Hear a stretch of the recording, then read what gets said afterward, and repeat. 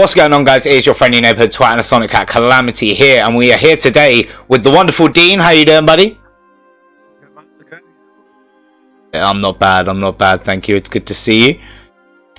And yeah, we're going to be discussing WandaVision today, which will always be fun.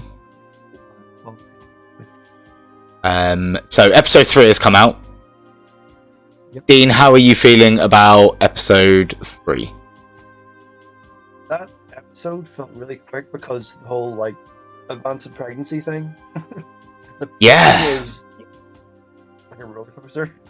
It really was.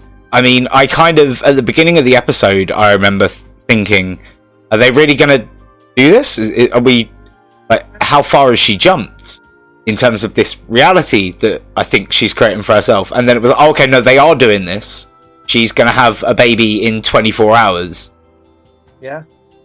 Which exactly, and it was played off as comedy, obviously for the sitcom kind of vibe that we were getting there. But in all truly, that's just another indicator of like how messed up this reality that she's created for herself is. Yeah. Like the clues got more blatant as well, I think. Yeah, I agree. Like Herb next door is just sawing through the fence. Is that just meant to be a fourth wall break? Literal or what? I think so, just to some degree, because there was another thing in that as much as that was a really obvious thing, like why are you soaring through a wall? The other thing I really took from that is how Vision is not Vision. If you look at the way, and it's kind of been there the whole time, but the way that he acts, the way that he talks, is not the Vision that died films. Yeah. So it stuck out as more of a thing to me that he is definitely like a construct of some kind. He's not real. Yeah. Because also like, the real Vision, he would see that. Do you know what I mean? He'd be like, as much as the guy was like, something's not right here, he would be more like, okay, no, this is like a different reality. And like he seems to be like her idealized version of him as well, I'm guessing, because like Vision like never had like the perfect like relationship. Oh yeah. He died before they could really do anything about that. Exactly. You know, it's like she is trying to almost eliminate the android part of him in this reality, that he is human, overcoming that kind of what I would imagine would be quite a big difficulty in their relationship. But then it's still at the same time, like, he's Vision, so she loves him as Vision, so his natural form is still Vision, and he still has his abilities, but it's not actually Vision. They're played for laughs more than, like, story reasons, really. Exactly. But I kind of like that at the same time, because it's really cementing this idea that Wanda has created this, for me personally. Yeah. And then, like, suddenly twins as well. It's like, oh, I too. Cause they couldn't settle on a name, I guess. Maybe.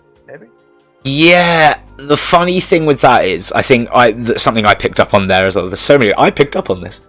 Something I picked up on there was she was born with her twin brother, and their family was destroyed, ripped apart by Stark technology, which we've already had allusions to previously. I think it's twins because she's going to give those twins the life that she and Pietro never had. And obviously Pietro being brought up was kind of a big deal. Should we? What should we talk about next? Should we talk about the advert, or should we talk about? Yeah, let's talk about the advert, because I think the other stuff is bigger, and we should probably finish with that. Yeah. So Hydra. Yeah, I haven't heard Hydra in a while. It's different hearing it. Yep, but obviously, Strucker worked for Hydra, and these adverts are displaying her trauma, 100%. It's funny though, because like Hydra, the symbol's an octopus, and it's advertising bubble bath. Yeah, which I thought was brilliant. It's just such a nice little tongue-in-cheek moment there. I now have different theories about the adverts. Whereas I thought Wanda was creating the adverts at first, I have a different theory now. I have a theory that Wanda, so this reality that Wanda has created is a show. It is a TV show. And this is a certain organisation who we've had alluded to in this show basically trying to put something in there to disrupt her. Subliminally to be like, Wanda, wake up. Like, this stuff happened. And if you're going to live in this TV show, this is the way we can remind you of what reality is and get you out of this. Oh, these little adverts. Interesting. It'll be interesting if it comes true. I really hope it is. I've got so many theories about the places this could go, dude. I mean, yeah. It's actually a point where I look forward to these little adverts, the episodes now. Yeah. So after I watched the first one, I was like, oh my god, is there going to be a second one? Second episode, we obviously have one. And then this one, I was like, what is it going to be this time? What's it going to be referencing to? The second it cut to it, I was like, I was watching it with like 90% of my attention. Yeah. I was on like 120% of my attention was on it when the advert was playing. I was like, oh my god, what is it going to be this time? Yep. It's just, I think they're a really good way of reminding the audience of the events that have happened. It also kind of disturbs the audience a little bit, I feel, because we know who Hydra are. You know, and obviously the Tony Stark bit, that brings you a bit of, oh, Stark Industries, Tony Stark, but then you think, like, what's the message behind this? It becomes a bit more dark and a bit more sinister. Maybe Hard did things with Hydra and didn't realize, or Stark Industries was infiltrated. Yeah, I mean, obviously they infiltrated Shield. They Wanda. Well, what was it? Pietro said he was like, "This is Shield," and then it's like, "This is what Shield's supposed to be," and he was like, "Oh, this is not so bad," which would suggest they have some sort of history with Shield as well. Yeah. At least they were indoctrinated. Yeah, potentially from Hydra when they were kidnapped and experimented on. I think this is going place. Let's get on to the big thing. Let's get on to the big... I'm sure you know what I'm talking about when I say this, but a certain character from Captain Marvel. Yeah. I forget the character's name. Is the actress Monica Rambeau, or is the character Monica Rambeau?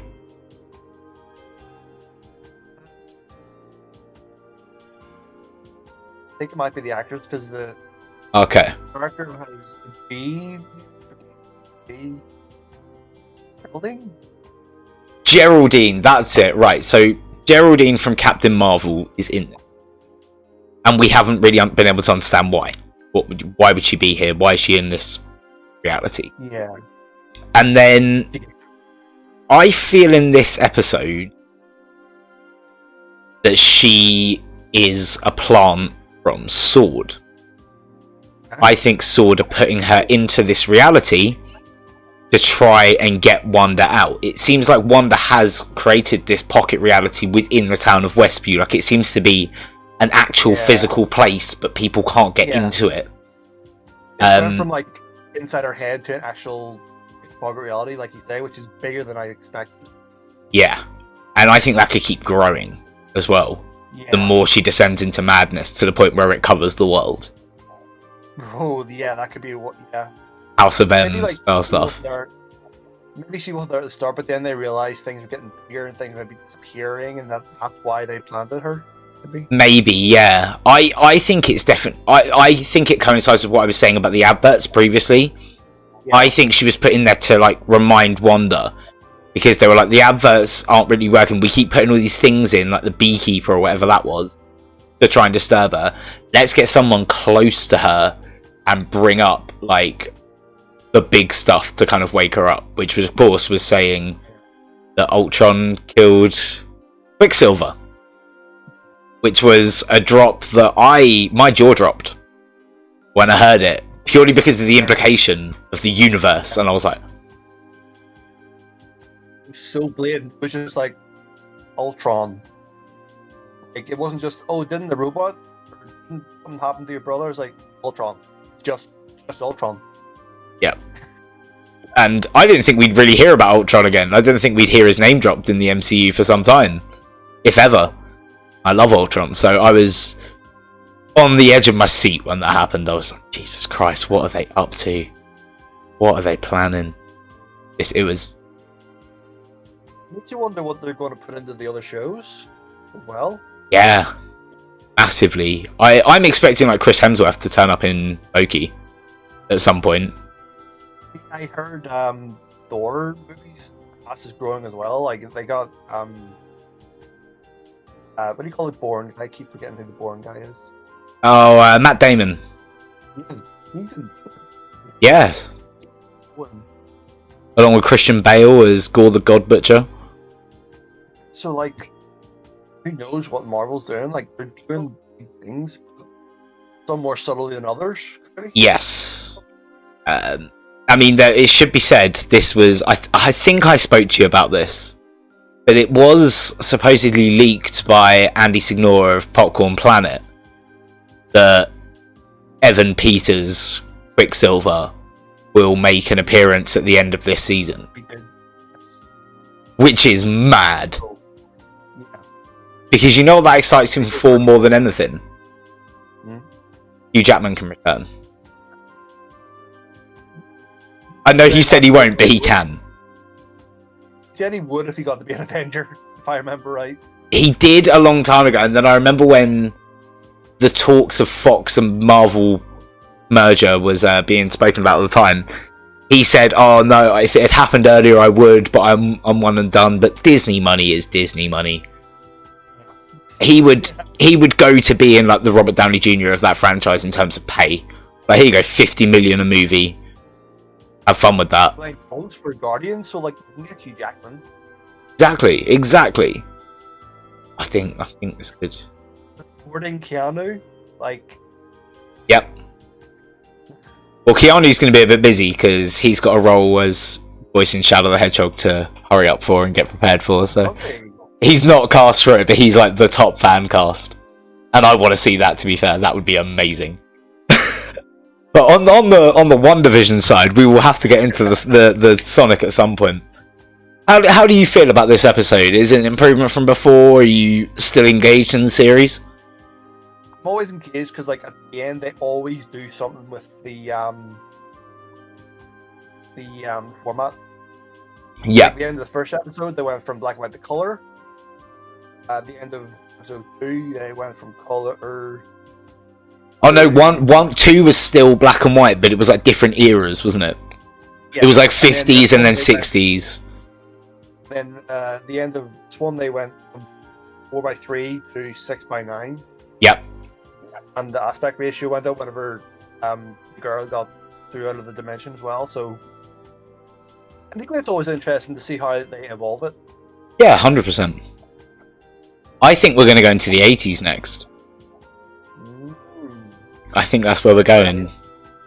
I would love if they... I think they have to conclude it in modern day. In the current timeline, sorry. Because if it's leading directly into Doctor Strange 2, and we know this is happening after the events of Endgame, I feel it has to conclude there. Yeah. Or at least have him come in a portal or some way. Yeah. I think Doctor Strange is the most likely cameo for the end of it. Yeah. I also think there is a chance of... Okay, I'm just saying this, right? Because it's plausible. There's like a 0.01% chance it will happen. But anything could happen. There's a chance of Tobey Maguire. Or an Andrew Garfield, if you think about it. I also think Banner, because he did do the thing in Iron Man 3, if you remember. Yeah, exactly. And they've both been apparently they've both been seen on the set of Spider-Man 3. And we know that Doctor Strange 2, Spider-Man 3, and WandaVision kind of make up a trilogy in their own way. Like, it's like a multiverse trilogy type thing. All the films will lead in. And obviously Doctor Strange 2 is being directed by Sam Raimi. Oh shit, didn't know that. Okay. And apparently it is likely to... there's a lot of talk that it's going to conclude Tobey's Spider-Man arc. Like, it won't be concluded in Spider-Man 3. That will finish in Doctor Strange 2. Okay. Which I'd love, because Raimi handling that, amazing. That's really cool. Yeah. So I think this show... I understand why people are kind of struggling with it, and a lot of YouTubers now are saying, I'm not going to review it week by week, I'm going to do it at the end of the season. We'll see how we go with it. Yeah. But I'm enjoying this narrative because I'm looking past the sitcom tropes. Yeah. And I'm really looking at what the mesh between, and I think this is going to be super glue that holds this next chapter of the MCU together. I think it's going to be really important for that. I think it's going to set a lot of... Yeah. I think it's going to set a lot of boundaries. It's going to set a lot of rules. It's going to establish what the multiverse truly is, how these realities can come crashing into each other through people like Wanda. You know, Wanda's not the only person that can do this kind of thing. Yeah. We've got Kang the Conqueror turning up soon. Do you know what I mean? We've got people that can start mucking around with this level of power. Yeah. So I think this is going to be really interesting. Yeah, and like obviously most of Doctor Strange's villains probably have these abilities too. Oh yeah, definitely. And we're not done with Dormammu. Yeah. We're not done with Dormammu, and although they haven't explored Mephisto, you could quite easily make Scarlet Witch's kids something to do with Dormammu, because in the comics they are manifestations of Mephisto, and when she realizes that, like, they burn away, and I think they kill Vision, and then she loses her mind, and bang, House of M starts. It's into the whole thing then, because Vision's dead and she's having this. Yeah. And then if they kill Vision again in this reality that she's created for herself, that will be it. She will pop. Yeah. I mean, she's quite clearly suffering from PTSD right now. Is what the vibes I'm getting. You know, she watched the love of her life get his brain ripped out in front of her. She got turned to dust and brought back, and to be honest with you, like, Spider-Man kind of glossed over that a little bit because it had to, but that's got to have some serious mental health effects. I got dusted and came back 5 years later again. So she did just go through a massively traumatic battle. I think she's proper just lost it. I think she's gone into that hole that she's in House of M, and I think as the series continues, we're going to go further into that, and it's going to go... Yeah. The battle thing you're saying, like, Lucius' line was, I don't even know who you are. Like, that would mess her up even more. Like, at least have recognition that you did something bad. Yeah. Having trauma. But that's the messed up thing. That Thanos didn't know who she was. Yeah. Had never met her before. There had never been, like, that Thanos didn't siege Wakanda. And for her, it's all, like, that face is, like, this target that she has wanted to get for so long. And it's just like, who are you? Go away. I have no time for you on Thanos. And it's just like, bruh. Do you know what? One thing about that scene that I kind of want to end on we'll end it on the Avengers Endgame kind of thing. Yeah. But she is the strongest Avenger. She's probably on par with... With who? Marvel. Maybe. Not in terms of sheer... So, Captain Marvel has more, like, brute strength. Yeah. Like, she's like a Super Saiyan, essentially. Yeah. But the levels of what Wanda can do, like, Thanos was still blocking stuff from Captain Marvel, right? Yeah. Scarlet Witch just picked him up in midair and started crushing him. Like, damn! She just held him there and just... No, yeah, Scarlet Witch was the reason Scarlet Witch was the reason he bombed everybody. Yeah, exactly. she's so insanely powerful, and I think this show is just gonna lean into that so much, really develop those powers. And it's already developing them, even though it's through mystery and not answers at the moment. It's through intrigue. It's still teaching you things about what she can do.